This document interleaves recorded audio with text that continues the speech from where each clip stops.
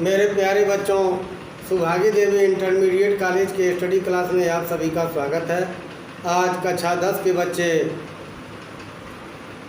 बिहारी दास जी के द्वारा रचित नीति को पढ़ेंगे। ये जो हिंदी काव्य के अंतर्गत बिहारी दास द्वारा रचित नीति है, क्योंकि इसका भी भक्ति का व्याख्या हमने पिछली वीडियो में बता चुके हैं। आज इस नीति की व्याख्या को इस वीडियो में बताने जा रहे हैं, तो आप लोग इस बिहारी जी के नीति संबंधित दोहे को देखें। नर की और नल नीर की गति एक कर जोई, जेतो नीचे हवे चलें तेतो ऊँचे होई। बढ़त बढ़त संपत्ति शरीर मन सरोज बढ़ जाय, घटत घटत सुन फिर घटे बरु समूल उमिलाए। जो चाहत चटक न घटे मैलो होय नमित, राज राजसु न छुआय तो नेह चिकने चित।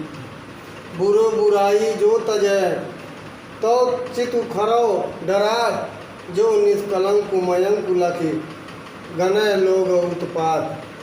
स्वार्थ सुकृत न श्रम वृथा देख विहंग विचार, बाज परायो पान पर तो पच्छिन न मार। आगे देखें। नर की और नल नीर की गति एक कर जोई, जेतो नीचे हवे चले तेतो ऊंचे होय। यहाँ पर बिहारी दास जी इस नीति के माध्यम से हमें शिक्षा देना चाह रहे हैं, हम मानव को बताना चाह रहे हैं। क्या कर रहे हैं? नर की और नल नीर की, चाहे नर हो या नल नीर हो।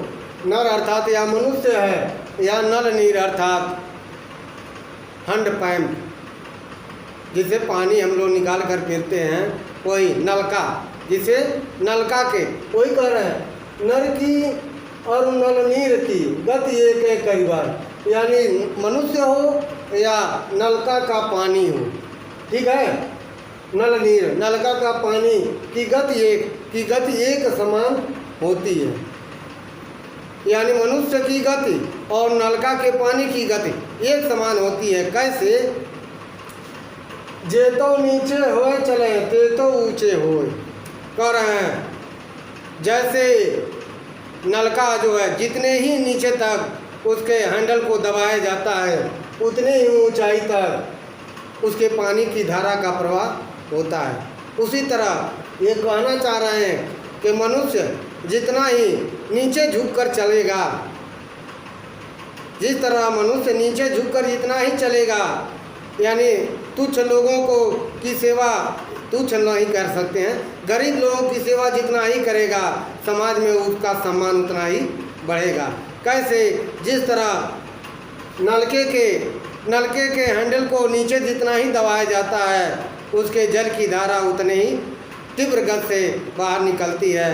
ये उदाहरण दे रहे हैं। इसी प्रकार मनुष्य को गरीब लोगों की मदद, जितने गरीब लोगों की मदद करेंगे, उतने ही समाज में आपका सम्मानित स्थान बनेगा, आप सम्मान के पात्र बनेंगे। आगे देखो। बढ़त बढ़त संपत्ति सलील मन सरोज बढ़ जाय, घटत घटत सुन न फिर घटे बरु समूल कुमिलाय। क्या कर रहे हैं? बढ़त बढ़त संपत्ति सलील मन सरोज बढ़ जाए। क्या कहने चाह रहे हैं बिहारी जी? बढ़त बढ़त संपत्ति सलील मन सरोज बढ़ जाए। दो चीज़ें कह रहे हैं एक साथ में, संपत्ति और सलील। संपत्ति का अर्थ होता है धन से, सलील का अर्थ होता है जल से, मन का अर्थ होता है मन से, सरोज का अर्थ होता है कमल से। फिर एक बार देख लो।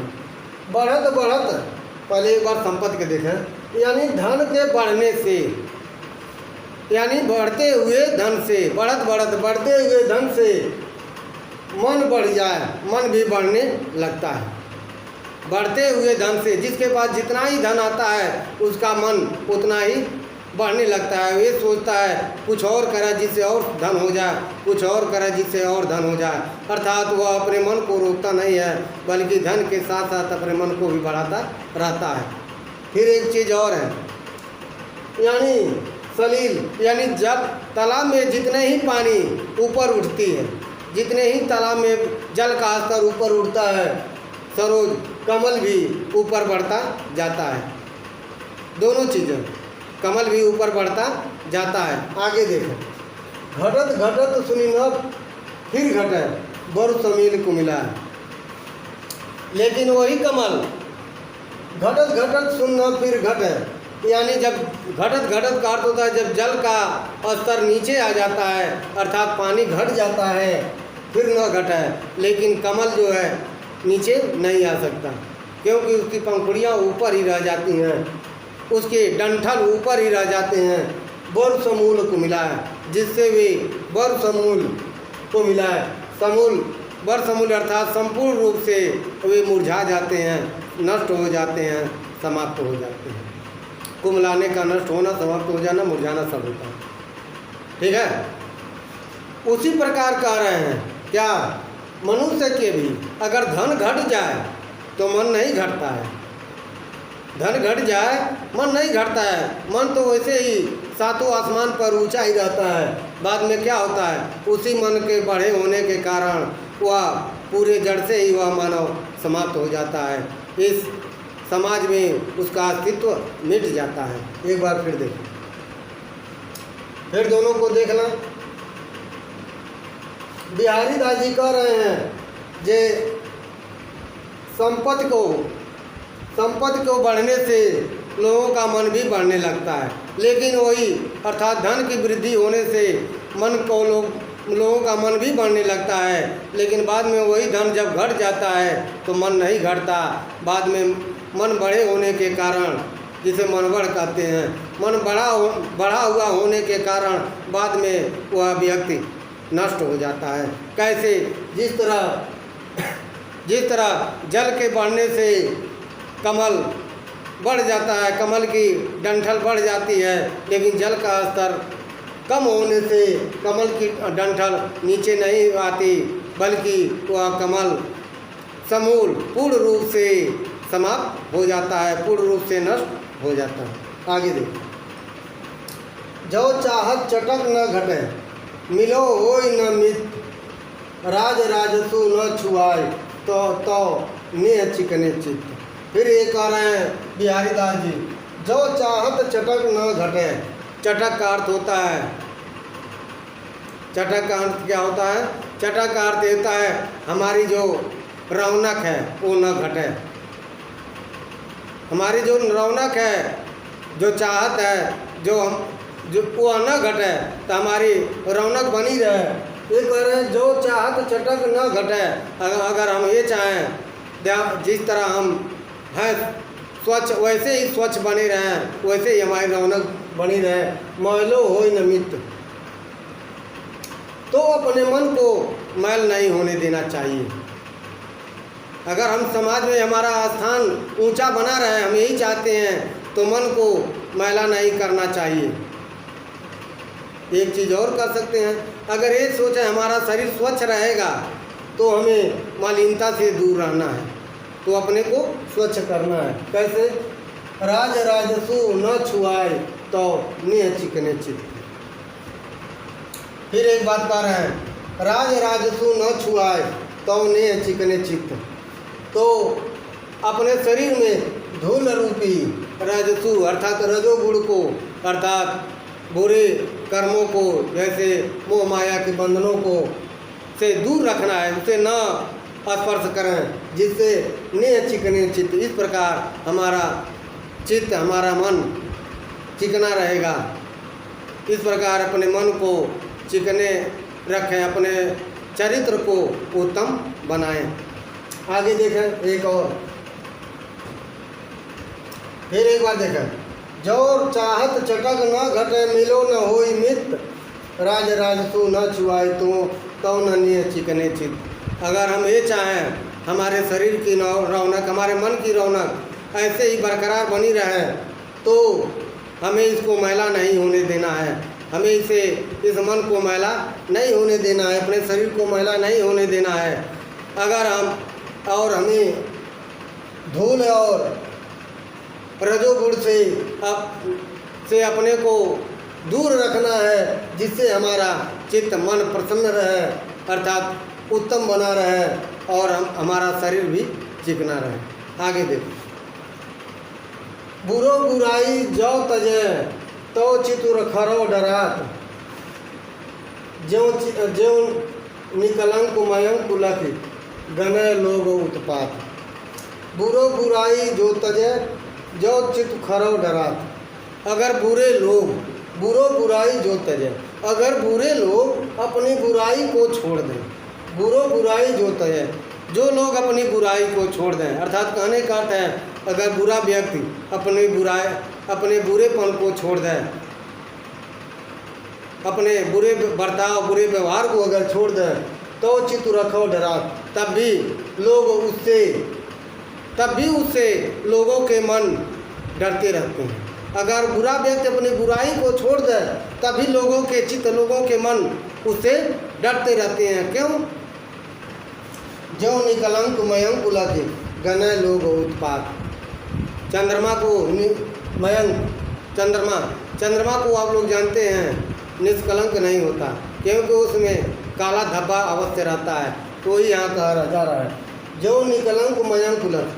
अगर चंद्रमा निष्कलंकित हो जाए, अगर ये जाने कि चंद्रमा बिना कलंक के आज दिखाई दे रहा है, तो उसका अर्थ यही होता है गनय लोग उत्पात, जे आज जरूर कोई उत्पात होने वाला है, आज जरूर कोई प्राकृतिक उत्पात होने वाला है। बात यही बात है। आगे देखते, अगर बुरे लोग अपनी बुराई को छोड़ दें, तभी लोगों का चित्त, लोगों का हृदय, लोगों का मन उससे क्या होता है? डरता रहता है। जैसे चंद्रमा, निष्कलंक चंद्रमा अगर दिखाई दे, तो यही समझना चाहिए जरूर इसके बाद कोई बुरा होने वाला है।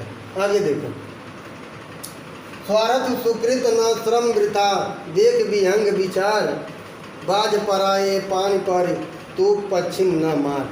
फिर यहाँ पर क्योंकि बिहारी दास जी राजा जय सिंह जिसे कहते हैं, जयचंद का दिए हैं, जय सिंह के दरबार में रहकर कविताएं लिखते थे। तो ये बिहारी जी जय सिंह को कह रहे हैं, जो जय सिंह को अपने कविता के माध्यम से बताने का प्रयास कर रहे हैं। स्वार्थ सुकृत न श्रम वृथा, कि अपने स्वार्थ की स्वीकृति के लिए, अपने स्वार्थ के लिए, अर्थात यहाँ पर ये भी बात है औरंगजेब के कहने के कारण, क्योंकि औरंगजेब के अधीन थे, औरंगजेब जो कहता था ये करते थे, इसीलिए समझा रहे हैं हे जयचंद, औरंगजेब के कहने के बाद अपने श्रम को नष्ट न करो, वृथा का अर्थात व्यर्थ न करो, अपने श्रम को व्यर्थ न करो, देख विहंग विचार, इस छोटे लोगों पर अपने श्रम को न लगाओ, विचार करके इस छोटे लोगों पर अपने श्रम को न लगाओ। बाज पराए पान पर तू पश्चिम न मार। यहाँ पर जय सिंह को बाज के समान मान रहे हैं, यानी प्राणी, इस प्रकार तुम कह रहे हैं आप बाज के समान हैं, बलिष्ठ हैं, तो इन तुच्छ पक्षियों को, तुच्छ पक्षी रूपी लोगों पर अपने वार मत करो, तो इन तुच्छ पक्षी छोटे लोगों को मत मारो। आगे देखें, एक बात और हो रहा है, स्वार्थ सुकृत न श्रम वृथा, देख विहंग विचार। ये बाज पक्षी की अब बात कर रहे हैं कि हे बाज पक्षी, अपने स्वार्थ के लिए व्यर्थ के श्रम न करो और इन छोटे छोटे पक्षियों को मत मारो, क्योंकि इन छोटे छोटे पक्षियों को मारने से तुम्हें मांस प्राप्त नहीं होगा। बाज पराए पान पर तू पक्षी न मार। हे बाज, तुम पराए पान पर, दूसरे प्राणियों पर, अर्थात उन तुच्छ पक्षियों को मत मारो, उन तुच्छ पक्षियों को मत मारो।